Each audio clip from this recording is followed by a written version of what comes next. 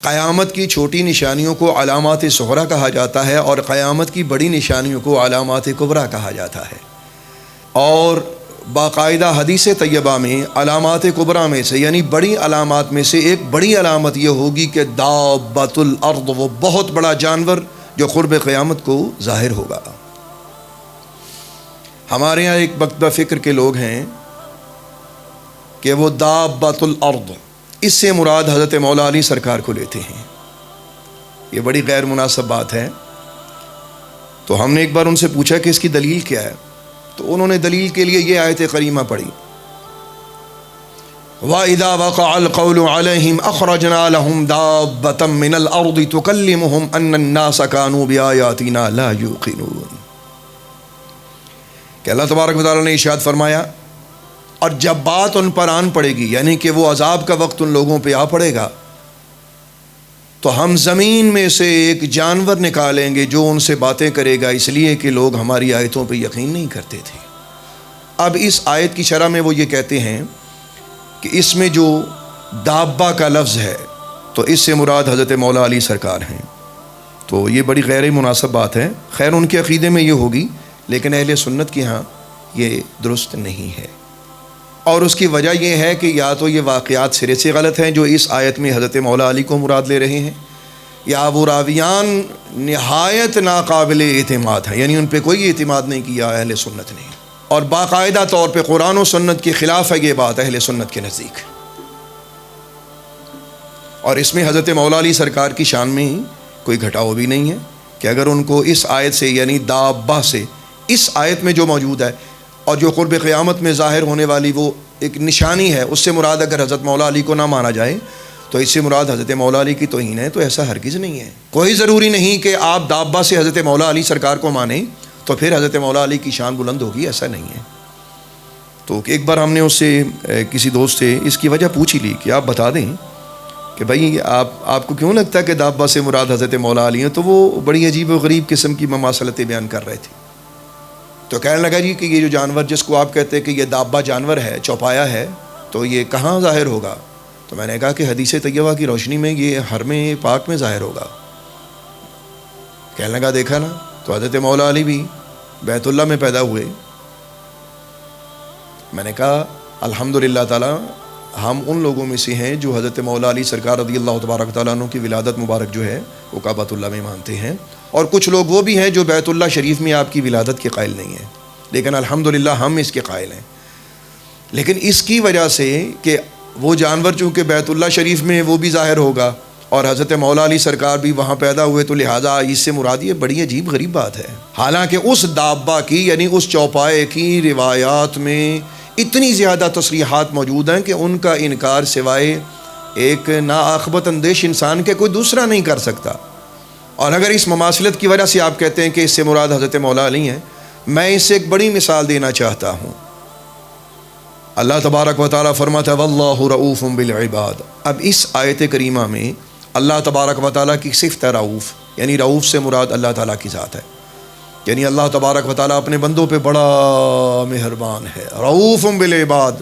اب اس آیت کریمہ میں اللہ تبارک و تعالیٰ کا نام رؤوف ہے، تو دوسری جگہ جو سب کو پتہ ہے بسم اللہ الرحمن الرحیم کہ اللہ تبارک و تعالیٰ کا اسم مبارک رحیم بھی ہے۔ اب یہ دونوں نام اللہ نے اپنے حبیب کریم رؤوف رحیم علیہ السلام کو عطا کیے ہیں۔ قرآن پاک فرماتا ہے لقد جاءکم رسول من انفسکم عزیز علیہ ما عنتم حریص علیکم بالمؤمنین رؤوف الرحیم۔ تو رؤوف بھی سرکار دو عالم کا نامی نامی ہے اور رحیم بھی سرکار دو عالم کا نامی نامی، یہ دونوں نام اللہ تبارک و تعالیٰ نے نبی پاک کو دیے ہیں۔ کیا اس کی بنیاد پہ کوئی شخص یہ کہہ سکتا ہے چونکہ نبی پاک کا نام رؤوف بھی ہے رحیم بھی ہے لہٰذا وہ خدا ہیں؟ ایسا ہرگز نہیں ہے۔ لہٰذا ایسی کوئی مماثلت نہیں ہے، اور یہ ایک الگ سے جانور ہے، مطلب یہ ایک غیر مناسب بات ہے کہ اگر یہ کہا جائے کہ اس دابہ سے مراد حضرت مولا علی ہیں، یہ غلط ہے۔ اب آتے ہیں باقاعدہ دابۃ الارض کی طرف، یعنی کہ وہ بڑا جانور جو قرب قیامت کو ظاہر ہوگا وہ ہے کیا اور وہ کب ظاہر ہوگا؟ چنانچہ ابو داؤد شریف کی حدیث ہے، سرکار دو عالم نور مجسم علیہ الصلوۃ والسلام نے ارشاد فرمایا قیامت ہرگز قائم نہیں ہوگی یہاں تک کہ اس سے پہلے 10 علامات ظاہر نہ ہو جائیں۔ نمبر 1 سورج کا مغرب سے طلوع ہونا، نمبر 2 دابۃ الارض یعنی دابہ جانور کا نکلنا جس کا آج ذکر کیا جا رہا ہے. نمبر 3 یاجوج ماجوج کا نکلنا. نمبر 4 دجال کا ظاہر ہونا. نمبر 5 حضرت عیسیٰ بن مریم کا ظاہر ہونا. نمبر 6 دھواں کا ظاہر ہونا. نمبر 7 3 مقامات پر زمین کا دھنس جانا. اب یہ 3 چیزیں ہیں اور ان میں سے فرمایا کہ ایک خسف یعنی دھنس جانا مغرب میں ہوگا, ایک خسف مشرق میں ہوگا اور ایک خسف جزیرۃ العرب میں ہوگا. یہ 9 ہو گئے. اور 10واں یہ ہے کہ سب سے آخر میں یمن میں قعر عدن سے ایک آگ نکلے گی جو لوگوں کو میدان حشر کی طرف ہانک کر لے جائے گی. یعنی کہ یہ علامات کبریٰ میں سے یعنی بڑی 10 نشانیوں میں سے ایک نشانی ہے جو آپ کی خدمت میں پیش کی گئی. اب یہ دابۃ الارض ہوگا کیسا, ذرا یہ بھی سماعت فرمائیں. اس کے بارے میں مختلف قسم کے اقوال موجود ہیں. میں آپ کی خدمت میں صرف ایک روایت پیش کر کے اسی پہ اکتفا کرتا ہوں.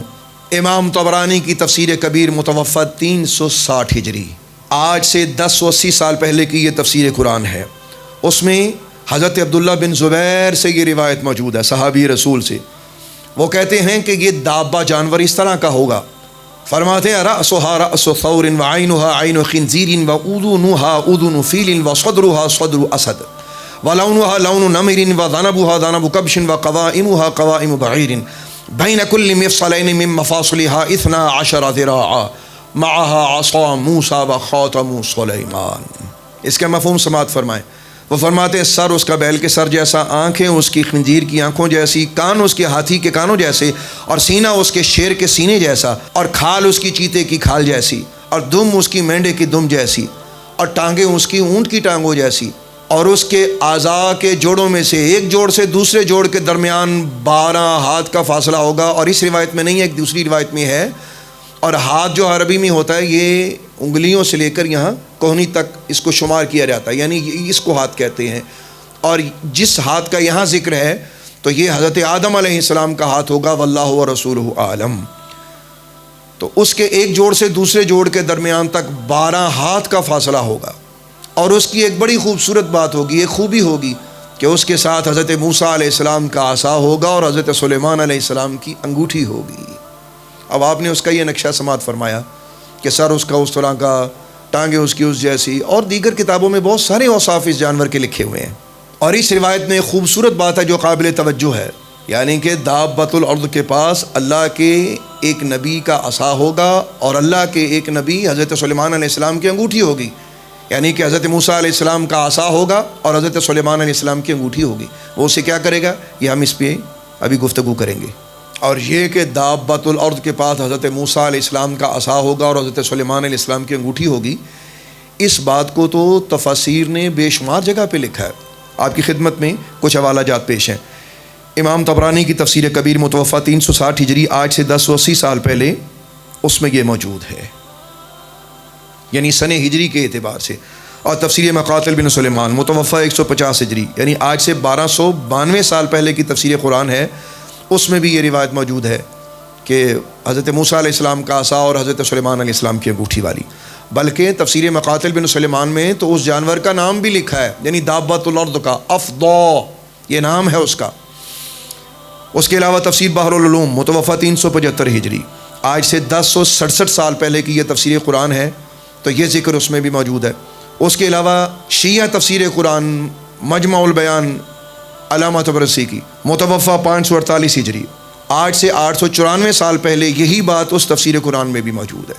اس سے معلوم ہوا کہ اللہ کو اپنے نبیوں کے تبرکات سے کتنا پیار ہے, اور ان کی طاقت ایسی ہے کہ دابۃ الارض کے جو اللہ کی نشانیوں میں سے ایک نشانی ہوگی وہ اللہ کے نبیوں کی مقدس چیزیں لے کر لوگوں کی طرف آئے گا.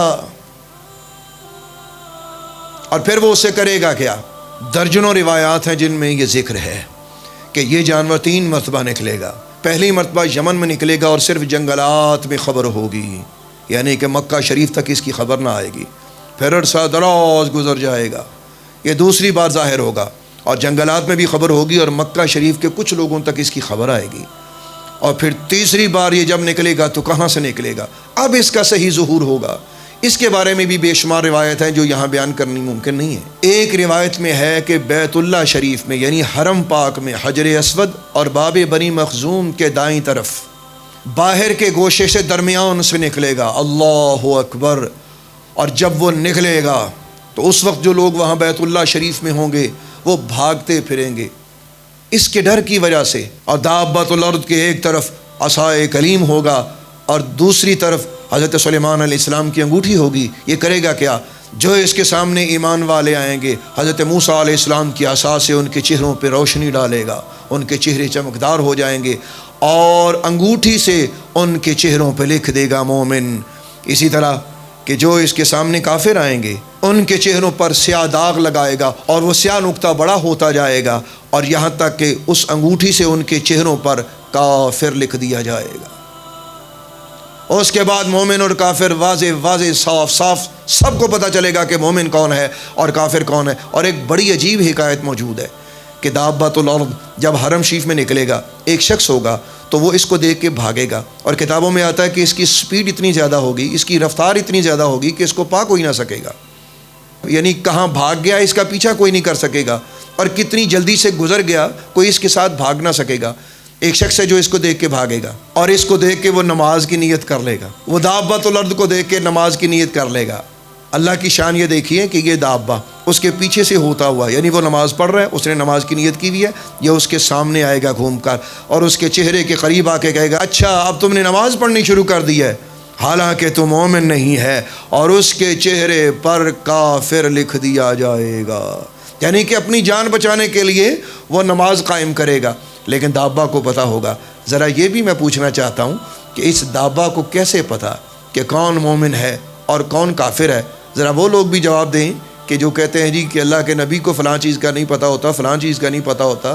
اور نیک بختو، اللہ کی یہ نشانی دابہ جانور جو نکلے گا اسے پتہ ہوگا کون مومن ہے کون کافر ہے، کس کے ماتھے پہ مومن لکھنا ہے کس کے ماتھے پہ کافر لکھنا ہے. حیرت کی بات یہ ہے کہ آپ جانور کے بارے میں تو یہ علم مان رہے ہیں، لیکن پیغمبر کے بارے میں یہ علم ماننے کو آپ تیار نہیں ہیں.